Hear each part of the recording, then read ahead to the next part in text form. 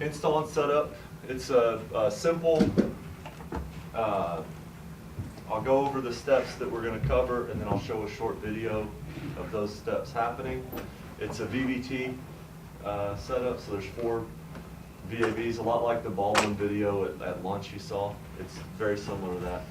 The only disclaimer is that some of the delays are edited out of my video because I would be at the office doing something and get distracted, so y'all didn't need to see the mouse sitting there still for 3 minutes. It's removed. Overall, it took about 45 minutes, but I licensed it in my office and then went into our training room. That was my site visit, so you know, your times will change, vary. So, introduction to KMC Commander. What is KMC Commander? KMC Commander is the IoT platform that grows with your strategy. You start small, that's kind of been a theme, and then you scale up. While you're there, like the Baldwin site, they saw medicine coolers or whatever, things they can add to it. Get it simple, get some installations under your belt, get familiar with it, and then grow. Gives building owners, technicians, facilities an immediate real-time look at their building's environment. Whether they're on-site, off-site, they can do it from their phone. We recommend Chrome browser. Safari works as well. Can aggregate environment and energy data, alarm when temperatures or other measurables exceed user-defined parameters. So at your office, you've ordered your Commander, you've done your site survey. On our partner portal, there are some links under the KMC Commander. There's an installation guide, and I believe it's page 4 or 5. It's got an entire list of questions that you need to ask yourself, your customer, and how to talk to IT on that site so that you can have a smooth, easy install, better prepared. You have your Commander on site or at your office. Your quick setup guide, this is also on the partner portal to download. It shows you step by step how to set up the Commander in your office. We recommend you do it in your office for the initial licensing because hopefully your network connection is stable and you're familiar with it. You shouldn't have the unknowns you may encounter on your customer site. There's 2 pages. The next video is covering step 3 through 8. Step 8, it says do not disconnect, leave the Edge Gateway connected for 1 hour for updates to complete. Edge Gateway is the little black box 3000 series. It's a Dell Edge Gateway, it says it on the box. Once you've licensed it, follow these steps. When it says do not disconnect, you can shut down your laptop and disconnect, but leave the black box, the Edge Gateway, connected for 1 hour. Because what's happening is it's talking to Canonical and getting updates that Canonical may have rolled out. So you want that box up to date before you go out on the site. It'll automatically do it, you just got to give it time and an internet connection to do it. So like I said, this video shows steps 3 through 8 of the quick setup guide. We're at 192.168.4.1. We've connected via Wi-Fi at our office. And it might even play. There it goes. Step out of the way, I can see it. So I'm logging in, username, password. On your phone, this will try to capitalize that first letter. It is case sensitive.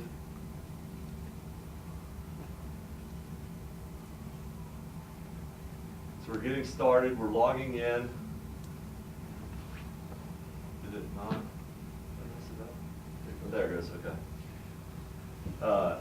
So because the box doesn't have a license, I have licenses to choose from. Of course, I made them all name the same. I choose the license. What's happening is the box is talking to the cloud, and it pulled that list of licenses. Once I've selected it, when I click begin setup, it's now pulling that license from the cloud, it's loading it on the box. That license file is on the Edge gateway. And it will default to the Networks tab on your first, once you've licensed it.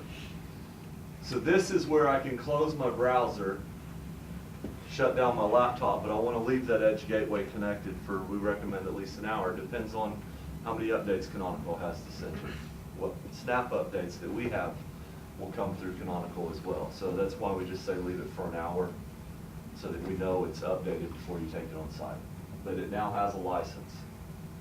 Questions?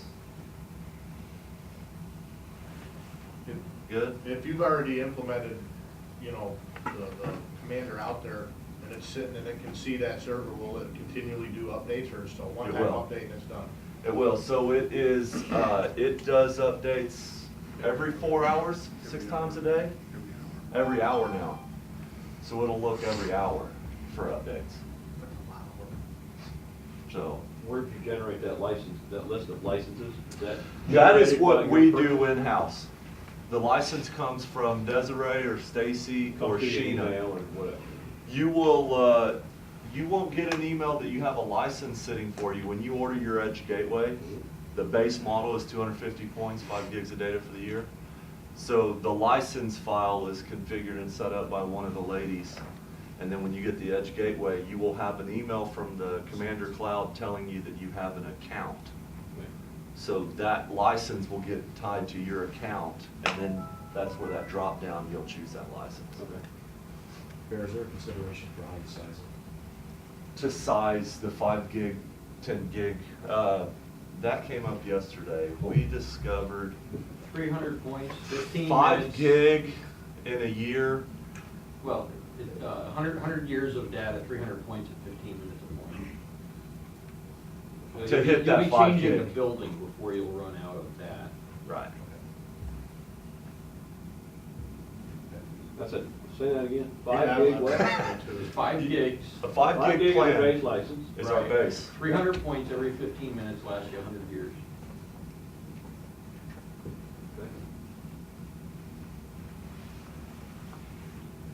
So 3,000 points is 10 years. Right.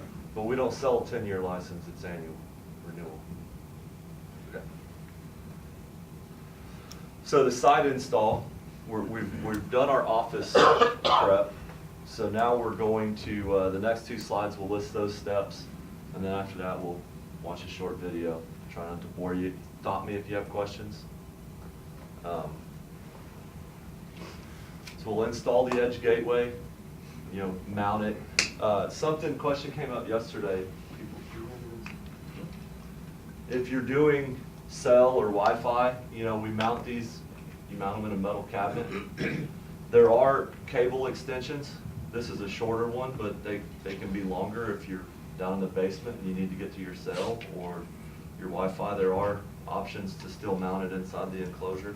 Mount it, whether it's the wall mount or the DIN rail mount, your Commander, you'll run the Ethernet cable.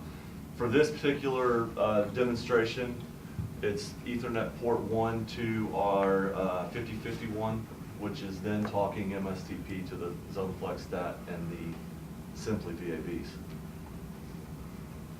So on site, we're still going to use the same steps that we did in the quick setup, where we connect to the Wi-Fi and we pull up our Chrome browser and go to 192.168.4.1.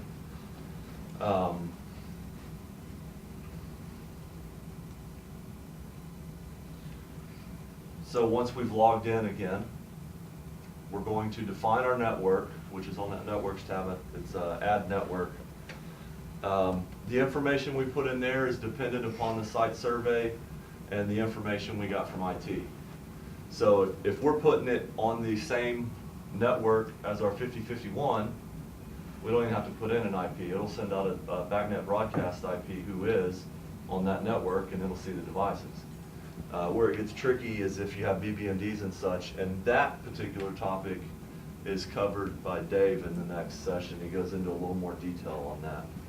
We're trying to keep this simple, low-hanging fruit, quick, easy install. You'll click Discover. You'll get the who is will be sent out. You'll get your devices listed with their instance number. It'll continue to interrogate them and get their names, a little more descriptive, model numbers, etc. You'll choose the one you want to add. And it'll add it, and then you will create a profile for each unique device. So if I have 4 VAVs and they're the same model and they have the same point list, I need to create that profile one time, and then for the other 3 devices, when I add them, I will choose the drop down because I already have that profile. I named it, that meant something to me. If they're unique, they can be the same model, but they have different points lists in them, then I need to do a different profile for each one of those. What's cool is I now go to my next site because I've done this one already. That profile that I created is available to me to reuse. I don't have to redo that profile. Once I've added every device I want and I've at least created a profile, I can log out and finish my bucket work. You know, I don't have to sit in that mechanical room anymore. Bucket work's complete. The rest I can do off-site. I can sit on that bucket and finish it all, but I don't have to. I just need internet from that point forward. We've gone back on this, we're on site, we're sitting on our bucket, we logged in, we added a network, we're gonna name the network something that means something to us. Click add, it's on the same network, so I didn't have to fill out any of that router info, backnet IP. I know that the port is 47808. We didn't change anything, so I didn't have to modify it. I click Discover. I see the spinning wheel. There's my list of devices. It's going to continue to interrogate them and get a little more detail. We see my zone flex stat. There's actually a Varus energy meter on that network that I did not add for this video. Could, we just didn't. We're doing VBT. I think this actual panel that I discovered is down in the tritium room. So this is where I've got to create the profile. Name it something that means something to you because you're the one that's going to be using it, or your company, your coworkers in your company have access to that profile. It's common amongst you guys. And sometimes this takes a while, so being able to recreate this and not have to do it for every zone flex stat, time saving. This is the part I think I've actually edited some of the delays out of this that's happening because it's back now, it's getting the individual points for that flex stat, 426. So now I've done the next device. I think this is a VAV, yeah. It's a model 8205, and I know that those 2 VAVs are the same, so both that you'll see it here in a second. I do this discovery, I save it with the name VAV space 8205. Once this is complete, the next device is also a VAV 8205. I don't click Discover, I will just choose that profile from the drop-down. Here's where I'm just going to choose the existing profile that I created right here. I'm not going to click the plus to create a new profile.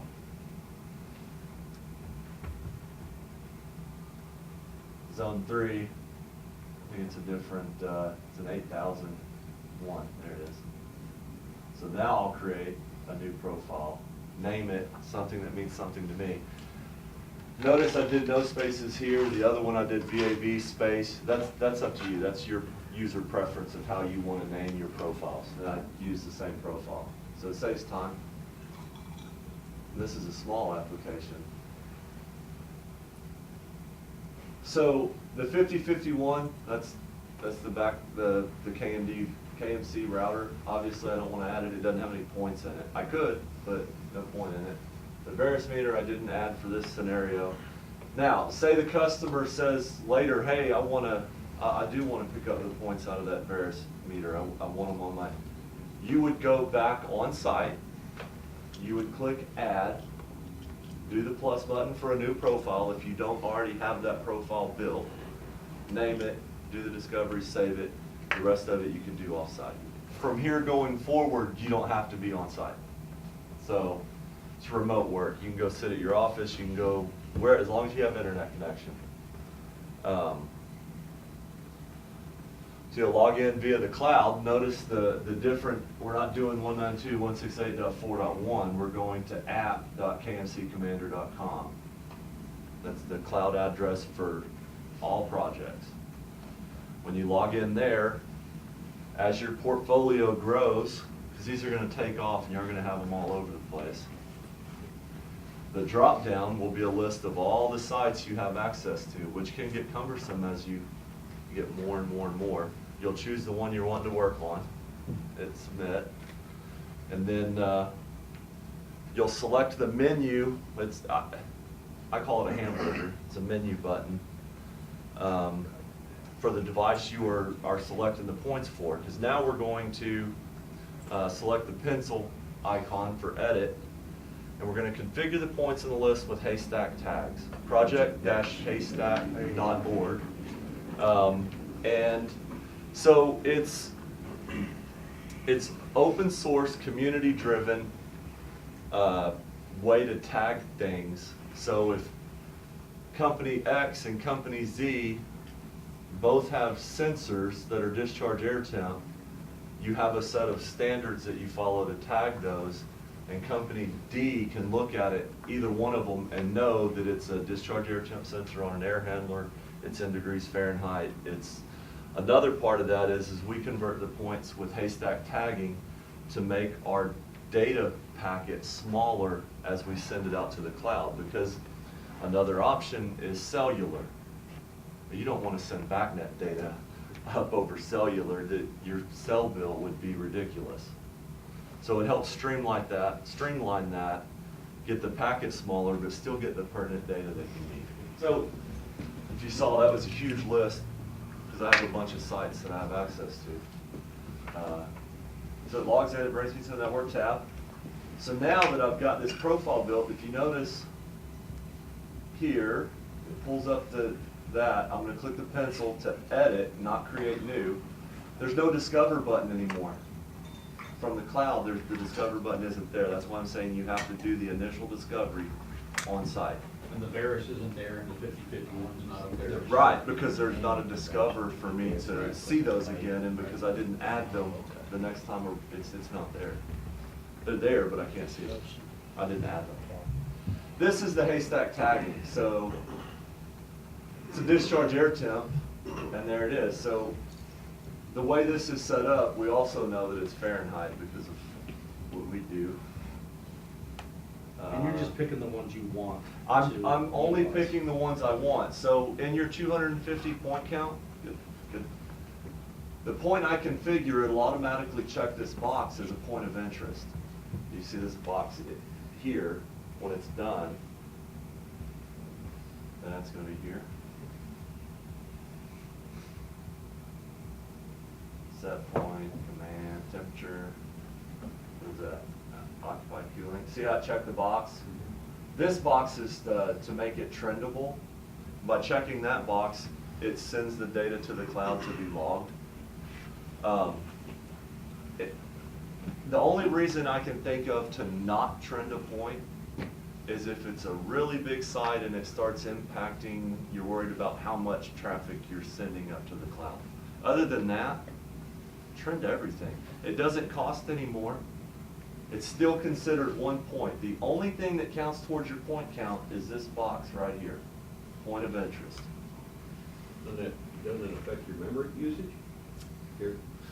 It can, but it's so minuscule, and the 3000 has more than enough processing power and memory to handle this. That's the nice thing about this, is you don't have to do a trend collection or schedule any of that. It's just going every 15 minutes to the cloud, and that can be adjusted if your customer needs something different for that trend interval.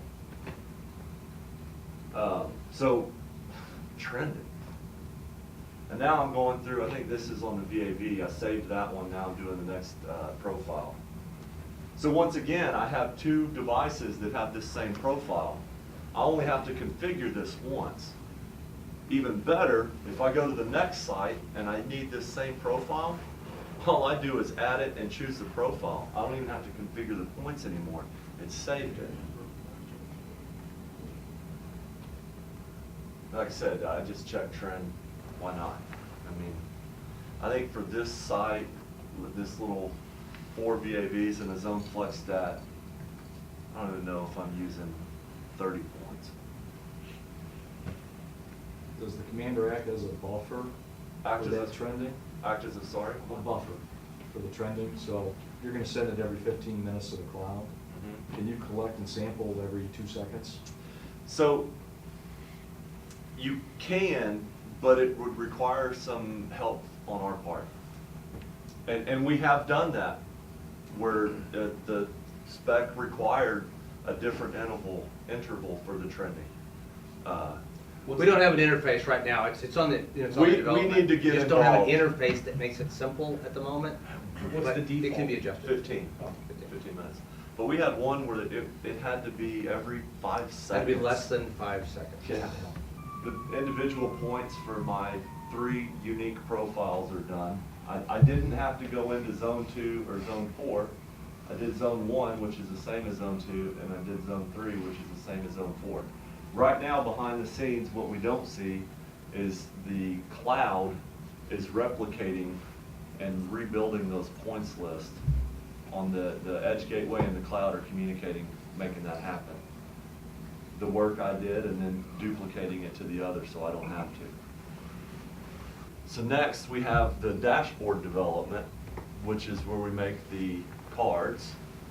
And it quickly shows duplicating cards. I know some of you, when we installed this on your sites, you had asked about duplicating. You had 10 VAVs and you had to make, all 10 of them were the same and you had to make each card. Guess what? We have duplication now. We're in the dashboard tab. We're down here. I'll get out of the way. Custom card, thermostat, add. There's my template. So I'm going to add here zone 1. As you can see, I don't have all my devices listed there because it's still building that profile in the background that I edited. It's syncing. Put the temp on there. I think I put occupied cooling set point there. If I don't put a point on this red circle and I take it out of edit mode, that red circle disappears. So you don't have to bind a point to everything on that card. It'll disappear if you don't use it. You can rename the device here. The initial, that first point you put on the card, it will pull the device object name. So the other devices, you'll see that it's called Zone 1. This one was called ZEC Flex something or other. You can quickly rename it. So Zone 1, and I don't know why I did this. I added a card and then didn't do anything with it. So here I'm going to duplicate. This Zone 1 and Zone 2 are the same. Click duplicate. I left that alone. It's going by device name. I hit apply. And then magically, stuff happens. It's refreshing on its own. You see it here. Here's Zone 2. It's built and laid out the exact same way as Zone 1 because they're the same device profile. All the points that I set up as points of interest are on the back of the card. This one is commandable, the points, and then the other ones are not. And then obviously I don't show it in this video because you can. I build the card for Zone 3, just like I did Zone 1, and then I duplicate it. So now that you've built this on your dashboard, so if your customer logs in, they just have a blank dashboard. The easiest way to do that, your dashboard is custom to you individually. So when your customer logs in, they won't see anything.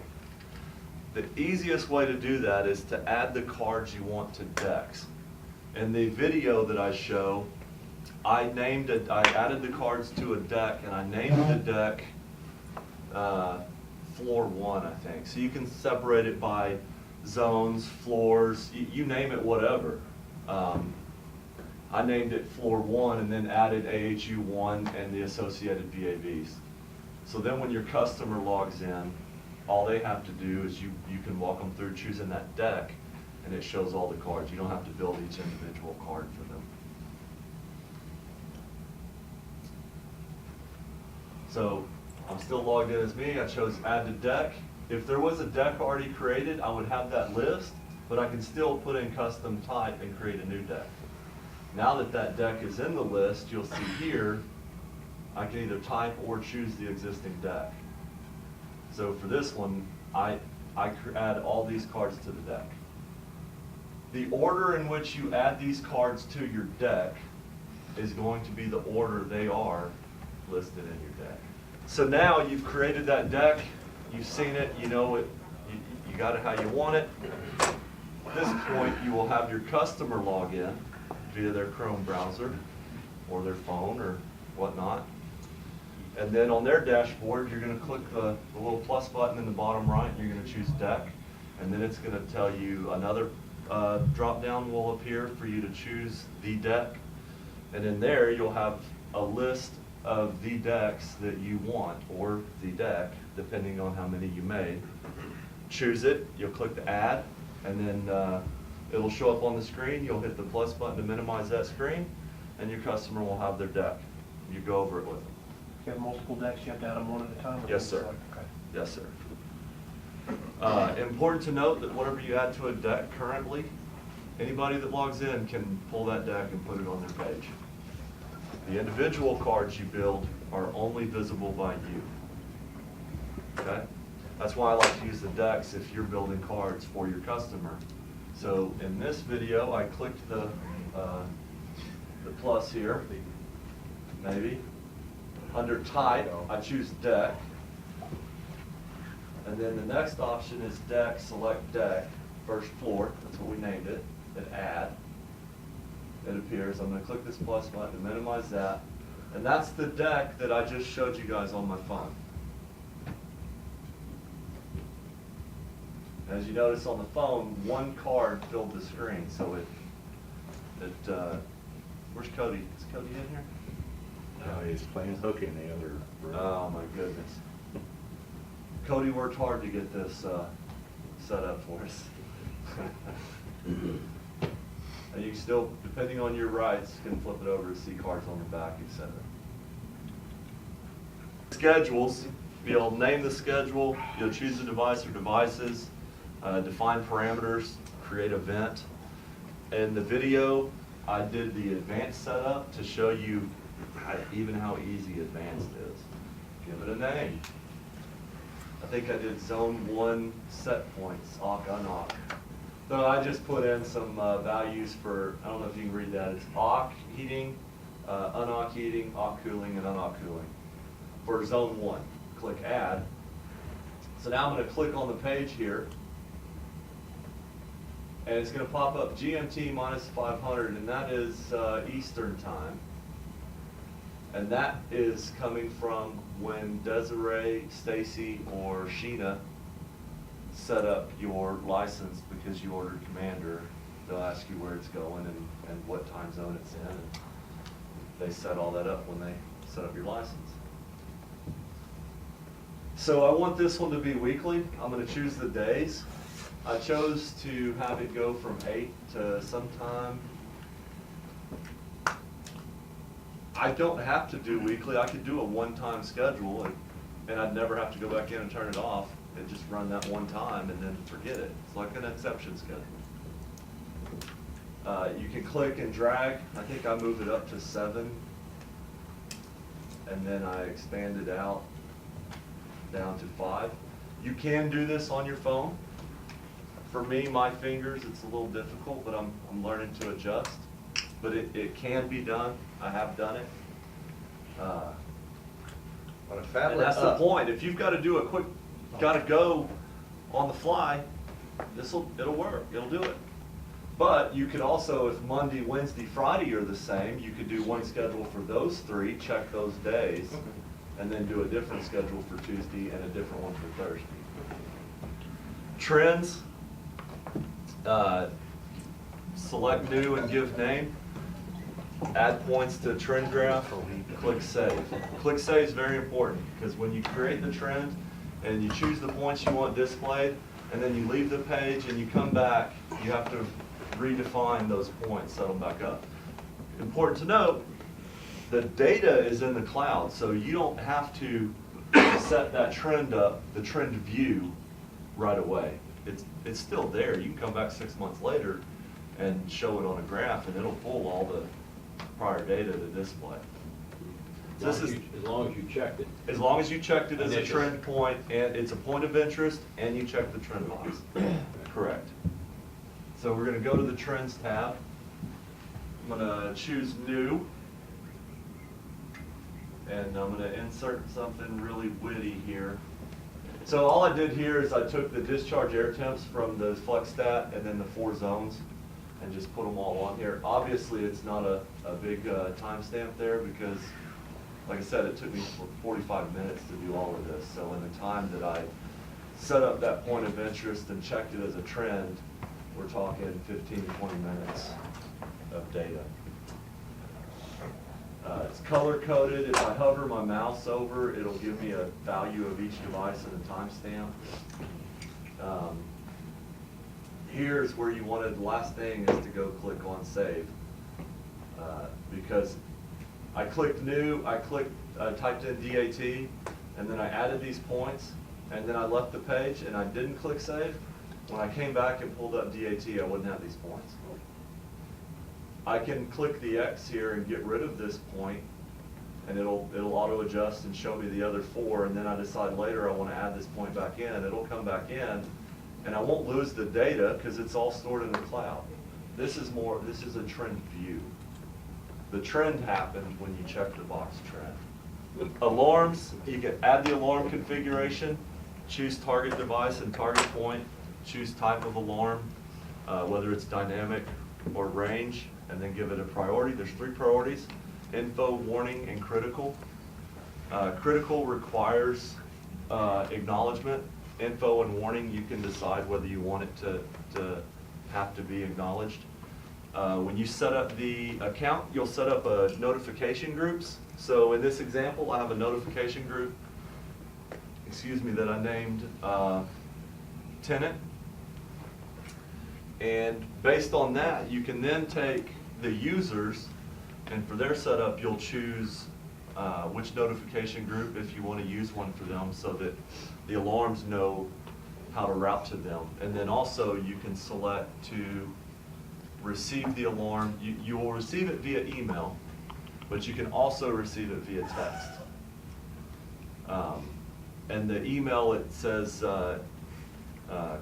Cloud Commander or Commander Cloud is the source you come from. So you want to, if you do that, you'll want to make sure that you get the alarm and it's not going to spam.